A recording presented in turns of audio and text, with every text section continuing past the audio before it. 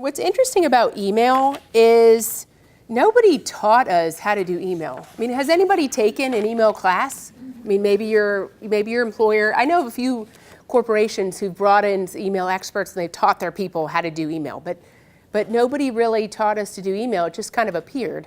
And then I remember, you remember learning your first, when someone was first giving you an email address and you're like, what? The @ sign, what? The period, where's that go, right? And so, so what it's just created is just a huge time vacuum for most people. And so these are my 4 best tips for you, okay?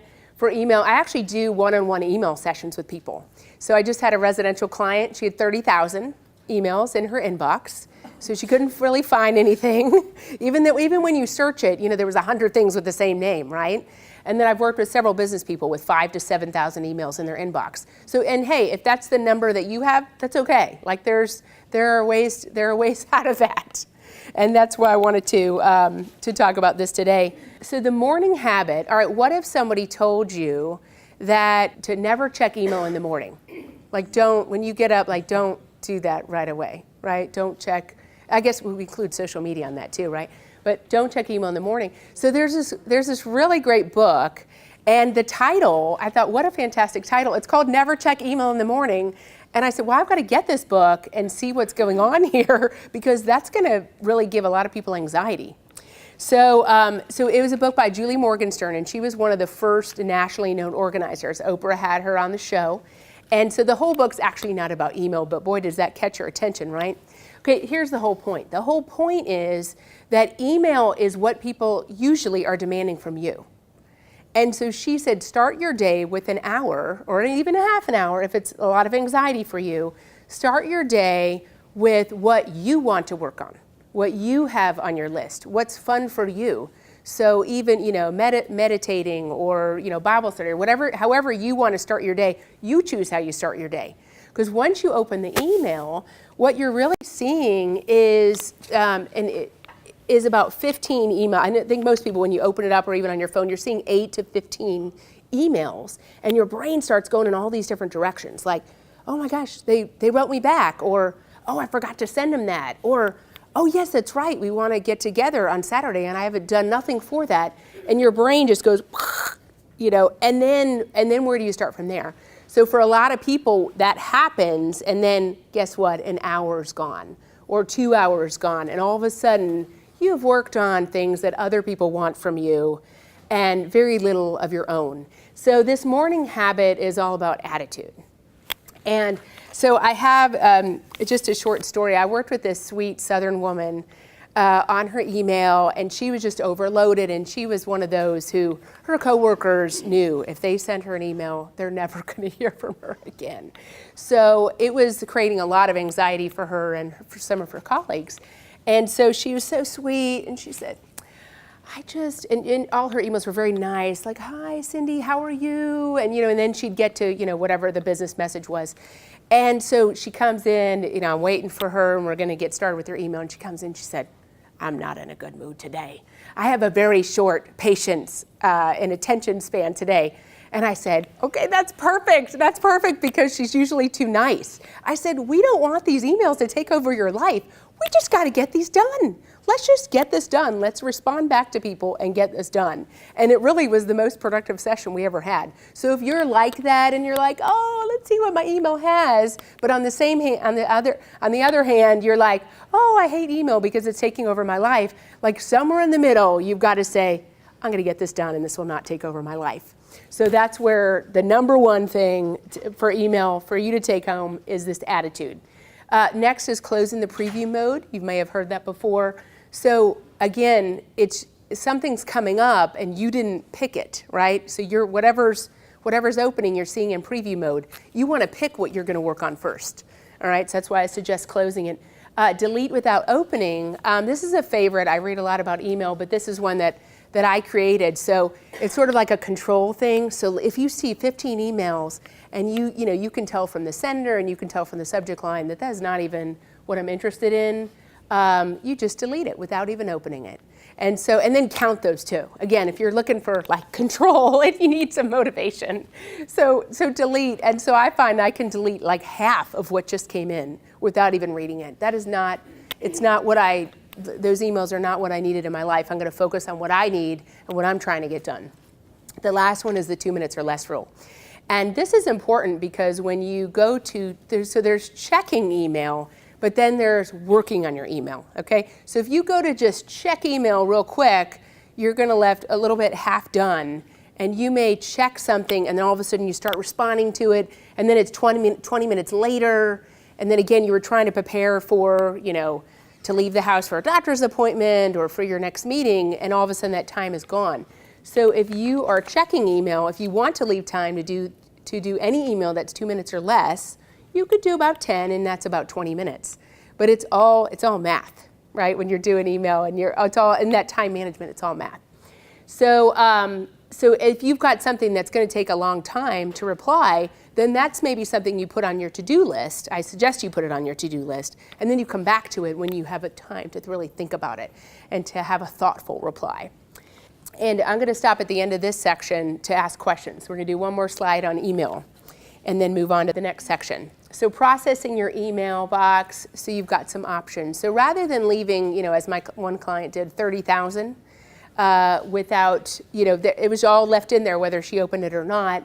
So working on it, she could do some of it. She could delay some of it. Obviously, she delayed most of it, okay? That's probably not a good choice if you have a lot of them waiting for you, because then you'll never, ever feel like you're caught up. You can delegate it. So if it's something for her kids, she just emailed her kids. If it's something that you wanted to share with your whole family, like something really interesting, an event that you want to go to, you can distribute it. And then, of course, there's delete it, which is always my favorite, right? Because then that means that's less for you to do. If you relate it to something that you have to do, then just delete it. All right, the next one is be generous with your e-folder. So I probably have about 30 folders that I slide emails to. So if you have a hard time deleting it, just create a folder. Like let's say, your Uncle John sends the best emails and you want to save it. You may not want to read it right now. Just create a folder that says Uncle John.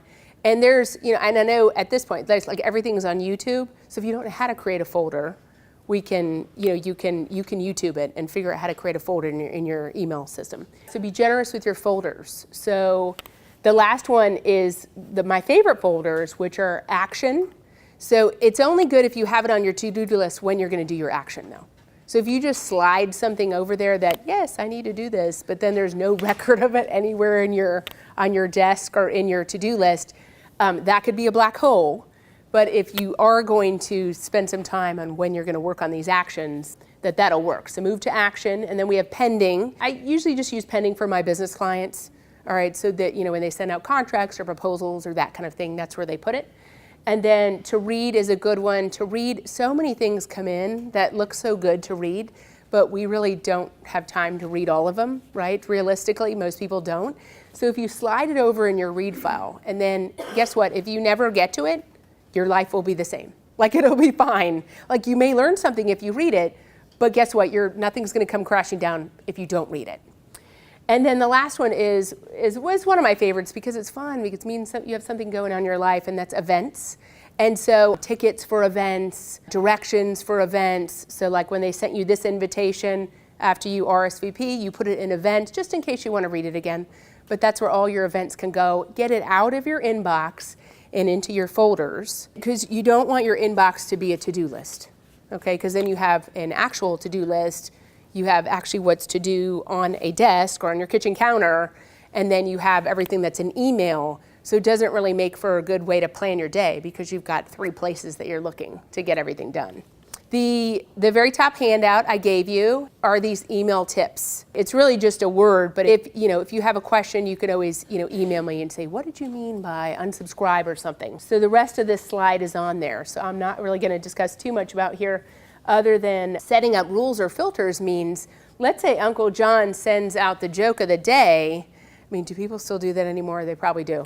And you're like, oh, I can't unsubscribe because he'll feel so bad. Well, you create a folder called Uncle John, and you can create a rule in your email. Again, it's probably, you can YouTube all this. Create a rule that as soon as something comes in from Uncle John, it goes straight to the folder and doesn't even hit your email. Okay, you can do this with publications as well. You can do this for distribution lists, like in the work world, if you're on these lists and you definitely don't need them, but you've told the person 5 times, I don't need to be on your distribution list. You can just have it go right to the folders. What you want to do is protect your email. And I'm also going to mention unsubscribing. And again, I'll be around after for questions because I want to get to some of the other sections that you all said were very important to you.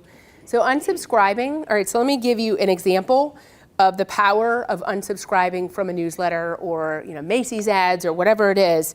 So I had this client, she was on at least 300 lists. So I took several hours to get her off all of these lists. And so if, let's say Macy's was sending her 3 times a week, because she put no limits on it, so they would just send it and send it and send it.